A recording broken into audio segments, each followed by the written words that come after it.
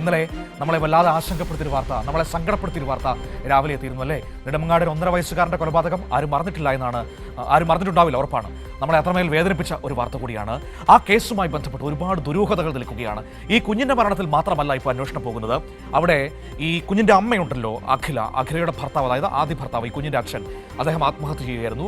ആ ആത്മഹത്യക്ക് പുറകിൽ ദുരൂഹതയുണ്ടോ എന്ന് അന്വേഷിക്കാൻ പോവുകയാണ്.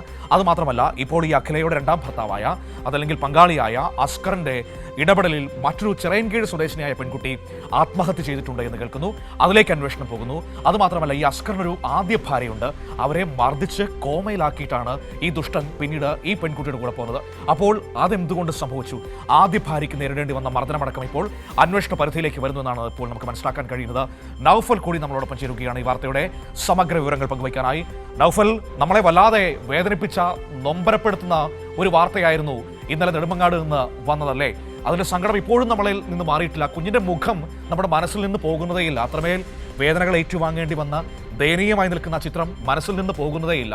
ഈ അസ്കറിൻ്റെ കൊടും ക്രൂരതകളിലേക്ക്, മുൻകാല പ്രവർത്തികളിലേക്ക് അന്വേഷണം പോകുന്നുവെന്നാണോ ഇപ്പോൾ മനസ്സിലാക്കേണ്ടത്? അതിൽ ആദ്യ ഭാര്യയെ മർദ്ദിച്ച സംഭവം, ചിറയൻകീഴിൽ ഒരു പെൺകുട്ടി ആത്മഹത്യ ചെയ്ത സംഭവം, ഈ അഖിലയുടെ ആദ്യ ഭർത്താവ് ആത്മഹത്യ ചെയ്തത്, ഇതിലേക്കൊക്കെ അന്വേഷണം നീങ്ങുകയാണോ? മനു, തീർച്ചയായും അതുതന്നെയാണ്. ഈ അസ്കർ എന്ന് പറയുന്നയാൾ ഒരു ക്രിമിനൽ പശ്ചാത്തലമുള്ളയാളാണ് എന്ന് ഇന്നലെ തന്നെ നാം പറഞ്ഞു വെച്ചതാണ്. അതിൻ്റെ ഒരു മുഖം തന്നെയാണ് ഇന്നലെ നാം ആ വീട്ടിൽ പരിസരത്തും തെളിവെടുപ്പിനായി എത്തിച്ചപ്പോൾ തന്നെ കാണുന്നത്. യാതൊരു വിധത്തിലുള്ള ഒരു കൂസലുമില്ലാതെ, അല്ലെങ്കിൽ യാതൊരു തരത്തിലുള്ള ഒരു തെറ്റിദ്ധാരണ അല്ലെങ്കിൽ അതൊരു കുറ്റബോധവും ഇല്ലാതെയാണ് ആ കാര്യങ്ങളിൽ അവിടെയുള്ളവരുമായി ആ അസ്കറിൻ്റെ സമീപനമുണ്ടായത്.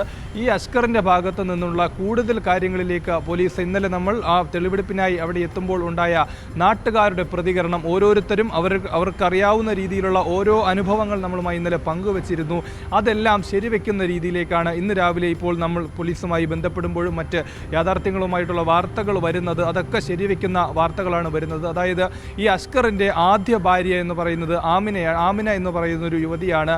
അവർ നിലവിൽ തിരുവനന്തപുരം മെഡിക്കൽ കോളേജിൽ കോമയിൽ കഴിയുന്ന ഒരവസ്ഥ തന്നെയാണ്. ഇന്നലെ നമ്മൾ പല ദൃശ്യങ്ങളിലും മറ്റും കണ്ടതാണ്. അവർക്ക് സംസാരിക്കാൻ പോലും ബുദ്ധിമുട്ടുണ്ട്, തലമുടിയൊക്കെ ഇല്ലാണ്ട് ആ രീതിയിൽ കോമയിലായി ജീവിക്കാൻ, ഇനി ജീവിതത്തിലേക്ക് കടന്നു വരൽ തന്നെ പ്രയാസമായ രീതിയിൽ ഈ പറയുന്ന അസ്കർ, ആമിനയുടെ മാതാവ് പറഞ്ഞത്, ഈ അസ്കർ അവർക്ക് വിഷം കൊടുത്തു, അതുപോലെ തന്നെ മൃഗീയമായി ചവിട്ടിയും തൊഴിച്ചും മർദ്ദിച്ചു. അത്തരത്തിലുള്ള മൃഗീയ പീഡനങ്ങൾ ആദ്യ ഭാര്യയ്ക്ക് ഈ അസ്കറിൻ്റെ ഭാഗത്തു നിന്ന് ഉണ്ടായിട്ടുണ്ട് എന്ന് തന്നെയാണ്. അവരെ ഉപേക്ഷിച്ച് രണ്ടാമത് ഇന്നലെ മറ്റൊരാൾ നമ്മളോട് പറഞ്ഞതുപോലെ അതും യാഥാർത്ഥ്യത്തിലേക്ക് പോവുകയാണ്. പോലീസിന് വ്യക്തമായ മൊഴി ലഭിച്ചിട്ടുണ്ട്.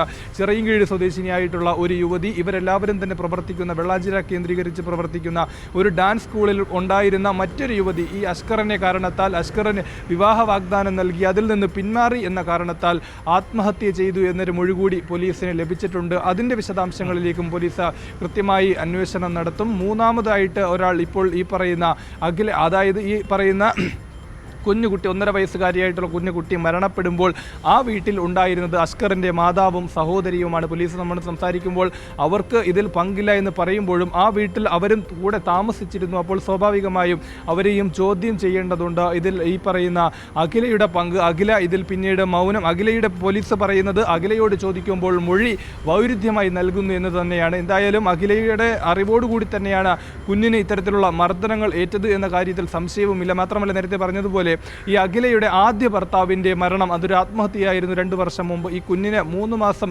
ഗർഭം ധരിക്കുന്ന ഒരു അവസ്ഥയിൽ മാത്രമാണ്, കുഞ്ഞിനെ കണ്ടിട്ട് പോലുമില്ല ആ പിതാവ്. ആ അഖിൽ മരണപ്പെടുന്നത് ആത്മഹത്യയാണ്. അപ്പോൾ ഇന്നലെ തന്നെ ഈ അഖിലിൻ്റെ പിതാവ് സുനിൽകുമാർ നമ്മളുമായി പങ്കുവച്ചു. അവർ തമ്മിലുള്ളൊരു പ്രശ്നം നിലനിന്നിരുന്നു. മാത്രമല്ല, ഈ അഖിലയ്ക്ക് മറ്റൊരു ബന്ധം ഉണ്ടായിരുന്നു. അത് അറിഞ്ഞിട്ടാണ് ഈ അഖിൽ ആത്മഹത്യ ചെയ്തത് എന്നൊരു വാർത്ത കൂടി, എന്നൊരു നിരീക്ഷണം കൂടി ഇന്നലെ തന്നെ ഉണ്ടായിരുന്നു. അപ്പോൾ അതിൻ്റെ വസ്തുത എത്രത്തോളമാണ് എന്നുള്ള ഈ സംഭവ വികാസങ്ങൾ മുഴുവൻ നാം കാണുമ്പോൾ, ഇത് മുഴുവൻ ഓരോ പല ആൾക്കാരുമായി കേന്ദ്രീകരിച്ച് ഓരോ ഘട്ടമായി നമ്മൾ പോവുകയാണല്ലോ നൗഫൽ. ഇന്നലെ നാട്ടുകാർ സംസാരിക്കുമ്പോൾ പറഞ്ഞ വളരെ പ്രധാനപ്പെട്ട മറ്റൊരു പേരുണ്ടല്ലോ, അനു എന്ന് പറയുന്ന രമാദേവി, ഒരു ഡാൻസ് പ്രവർത്തക അല്ലേ. അവരുടെ ഡാൻസ് കേന്ദ്രത്തിലാണല്ലോ ഇവരെല്ലാവരും നിൽക്കുന്നത്. അപ്പോൾ അവർ ഈ വീട്ടിൽ സ്ഥിരമായി വന്നു പോകാറുണ്ടായിരുന്നു. സഹോദരി എന്നാണ് ഈ പറയുന്ന അസ്കർ അവരെക്കുറിച്ച് നാട്ടുകാരോട് പറഞ്ഞിരുന്നത്. അപ്പോൾ അവരിലേക്കും അന്വേഷണം പോകുന്നുവെന്ന് കേട്ടിരുന്നല്ലോ. അവരെക്കുറിച്ച് എന്തെങ്കിലും വിവരങ്ങൾ, സൂചനകൾ പോലീസിന് ലഭിച്ചിട്ടുണ്ടോ? തീർച്ചയായും അവരെയും ഇതിലേക്ക് അന്വേഷണത്തിലേക്ക് പരിധിയിലേക്ക് കടന്നു വരുന്നുണ്ട്. ഇന്നലെ തന്നെ സുനിൽകുമാർ അഥവാ ഈ കുഞ്ഞിൻ്റെ അച്ഛൻ അഖിലിൻ്റെ പിതാവ് സുനിൽകുമാർ നമ്മളോട് പറഞ്ഞത് ഈ പറയുന്ന അനു എന്ന് പറയുന്ന ആ ട്രൂപ്പ് നടത്തുന്നതിൻ്റെ ഉടമസ്ഥ അവർ അറിയാതെ ഇതൊന്നും നടക്കില്ല. അവരാണ് ഈ സുനിൽകുമാറുമായി നിരന്തരം ബന്ധപ്പെട്ടുകൊണ്ടിരുന്നത്. കുഞ്ഞിനെ അവർക്ക് കൈമാറുന്നതുമായി ബന്ധപ്പെട്ട കാര്യങ്ങൾ പറഞ്ഞത്, ഈ കുഞ്ഞിനെ തല്ലുകൊള്ളുന്ന അല്ലെങ്കിൽ ഈ മൃഗീയമായ ഈ തരത്തിലുള്ള പീഡനങ്ങൾ കുഞ്ഞ് അനുഭവിക്കുമ്പോൾ ഇതൊക്കെ അറിയാമായിരുന്ന ഒരാൾ കൂടിയാണ് ഈ പറയുന്ന അനു എന്ന് ഇന്നലെ വ്യക്തമായി ആ നാട്ടുകാരും ഈ പറയുന്ന അഖിലിൻ്റെ പിതാവ് നമ്മളോട് പറഞ്ഞിരുന്നു. അതിൻ്റെ അടിസ്ഥാനത്തിൽ പോലീസ് നിലവിൽ ഇന്നലെ ഇരുവരെയും അഥവാ ഈ അഖിലിനെയും അസ്കറിനെയും 14 ദിവസത്തേക്ക് നെടുമങ്ങാട് മജിസ്ട്രേറ്റ് കോടതി ഇന്നലെ അറസ്റ്റ് ചെയ്തു. നിലവിൽ റിമാൻഡിലാണ് ഇന്നും പോലീസ് പറഞ്ഞത്. കൂടുതൽ കാര്യങ്ങൾ വരും ദിവസങ്ങളിൽ നമുക്ക് മനസ്സിലാക്കാൻ കഴിയും. ഇപ്പോൾ ഇതൊന്നും പറയാറായിട്ടില്ല. കാരണം ഈ പറഞ്ഞതുപോലെ തന്നെ അഖില അതിൽ നിന്ന് മൊഴിയിൽ വൈരുദ്ധ്യമുണ്ടാക്കുന്നു. പറഞ്ഞ കാര്യം അതിൽ പിന്നീട് അത് മാറ്റി പറയുന്നു. എങ്കിലും ഈ പറയുന്ന കൂടുതൽ അന്വേഷണങ്ങളിലേക്ക് നേരത്തെ പറഞ്ഞതുപോലെ ഈ പറയപ്പെട്ട ബന്ധപ്പെട്ട ആളുകളിലേക്ക് കൂടി ഈ അന്വേഷണം എത്തിക്കേണ്ടതുണ്ട്. അവരുടെ മൊഴി കൃത്യമായി രേഖപ്പെടുത്തേണ്ടതുണ്ട്. എന്താണ് അവർക്കൊക്കെയും ഇതിലുള്ള പങ്ക്, എന്തിനു വേണ്ടിയായിരുന്നു ഇതിലേക്കുള്ള സാഹചര്യം എന്നൊക്കെ കൂടി അന്വേഷിക്കേണ്ടതുണ്ട്. അത് വരും ദിവസങ്ങളിൽ പോലീസ് ഇന്ന് രാവിലെയും നാം സംസാരിക്കുമ്പോൾ പറഞ്ഞത് നാളെയോ മറ്റന്നാളോ ആയിട്ട് ഇതിൻ്റെ മുഴുവൻ കാര്യങ്ങളിലും ഒരു വ്യക്തതയിലേക്ക് എത്തിച്ചേരാൻ കഴിയും. എന്താണ് ഈ പറയുന്ന അനുവിൻ്റെ പങ്ക്? ഈ അനുവാണ് ഈ അഖിലയെയും അസ്കറിനെയും അഥവാ ഈ അഖിലിൻ്റെ തന്നെ ഇത് മൂന്നാമത്തെ ഒരു ബന്ധമാണെന്ന് പറയാം ഈ പറയുന്ന അഖിലയുമായിട്ടുള്ളത്. അഖിലയ്ക്കും അതുപോലെ തന്നെ ആദ്യ ഭർത്താവ് മരണപ്പെടുന്നു, പിന്നാലെയാണ് ഈ അസ്കറിനോടൊപ്പം ജീവിക്കുന്നത്. അപ്പോൾ ഇങ്ങനെയുള്ള ഈ ഒരു അത് കേന്ദ്രീകരിച്ച് പ്രവർത്തിക്കുമ്പോൾ അവിടെയുണ്ടായിരുന്നവർ ഇവർ തമ്മിൽ ഒരുമിപ്പിക്കുന്നു. ഇത് അനുവാണ് ഈ ഡാൻസ് ഗ്രൂപ്പിൻ്റെ ഉടമസ്ഥയായിട്ടുള്ള അനുവാണ് ഇതിൽ ഇടനിലയായിട്ട് വരുന്നത്. അപ്പോൾ അവർക്കുള്ള പങ്ക് എന്താണ്? ഈ കുഞ്ഞിനെ ഒഴിവാക്കാൻ തന്നെയാണ്, ഈ കുഞ്ഞ് ഇവരുടെ ജീവിതത്തിന് ഒരു ബാധ്യതയാവുമെന്നതിൻ്റെ പേരിൽ തന്നെയാണ് ഒഴിവാക്കാൻ ശ്രമിച്ചത് എന്ന് ഈ അസ്കർ പോലീസിനോട് വ്യക്തമായ മൊഴി നൽകി കഴിഞ്ഞു. അപ്പോൾ പിഞ്ച് കുഞ്ഞ് 1.5 വയസ്സ് മാത്രം പ്രായമുള്ള ഈ പിഞ്ച് കുഞ്ഞിനെ തങ്ങളുടെ ജീവിതത്തിൽ നിന്ന് ഇല്ലാതാക്കാൻ വേണ്ടി ചെയ്ത ഒരു പ്രവൃത്തി തന്നെയാണ്. അപ്പോൾ ഇതിലേക്കുള്ള അനുവിൻ്റെ പങ്ക് കൂടി പോലീസ് വ്യക്തമായും ആ തെളിവുകളുടെ അടിസ്ഥാനത്തിൽ തന്നെ കണ്ടെത്താനായിട്ടുള്ള ശ്രമങ്ങളിൽ തന്നെയാണ്. മനു.